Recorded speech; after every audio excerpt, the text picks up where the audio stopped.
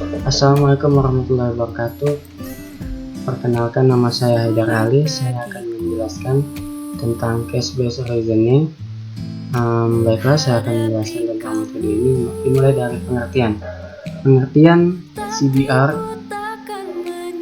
adalah salah satu metode yang digunakan untuk membuat sebuah sistem dengan cara pengambilan keputusan dari kasus baru berdasarkan solusi dari kasus-kasus lampau yang pernah terjadi.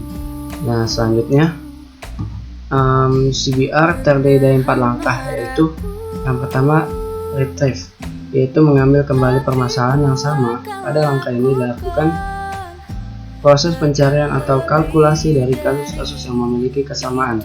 Yang kedua yaitu reuse, yaitu menggunakan kembali informasi dan pengetahuan dalam kasus tersebut untuk mengatasi masalah baru. Pada langkah ini dicari solusi dari kasus serupa pada kondisi sebelumnya untuk permasalahan baru. Yang ketiga yaitu revise, yaitu meninjau kembali solusi yang diberikan. Pada langkah ini dicari solusi dari kasus serupa pada kondisi sebelumnya untuk permasalahan yang terjadi kemudian. Yang keempat yaitu retain, yaitu mendalami bagian dari pengalaman sebelumnya untuk digunakan dalam pemecahan masalah berikutnya. Selanjutnya yaitu kelebihan dari case based reasoning, yaitu yang pertama ialah memecahkan masalah dengan mudah karena dapat mengambil solusi dengan cepat dan tepat. Selanjutnya yaitu semakin banyak pengalaman yang tersimpan di dalam sistem, maka sistem akan semakin pintar dalam menemukan solusi untuk sebuah kasus. Yang ketiga yaitu biasanya langsung fokus pada fitur terpenting pada masalah tersebut.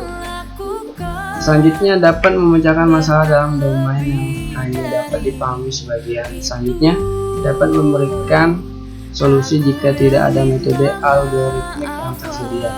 Yang terakhir yaitu dapat menafsirkan konsep terbuka dan tidak jelas. Selanjutnya yaitu kelemahan dari case based reasoning.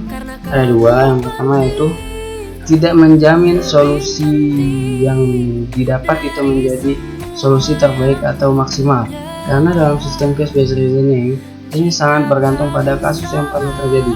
Maka dari itu, jika solusi dari kasus yang pernah terjadi itu salah, maka dalam hal ini tahapan revise sangat diperlukan untuk mengurangi tingkat kesalahannya.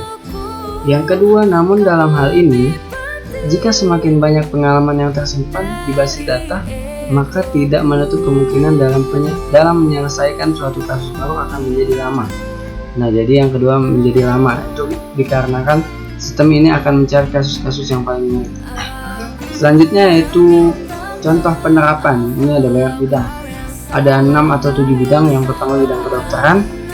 Case based reasoning yang digunakan untuk menganalisis penyakit jantung berdasarkan kondisi pasien yaitu CASI. Case based reasoning yang digunakan untuk mengelompokkan kategori khusus kasus yaitu protos. Ya, yang kedua dalam bidang rekayasa, case based reasoning yang digunakan untuk mendesain arsitek bangunan kantor yaitu arsi.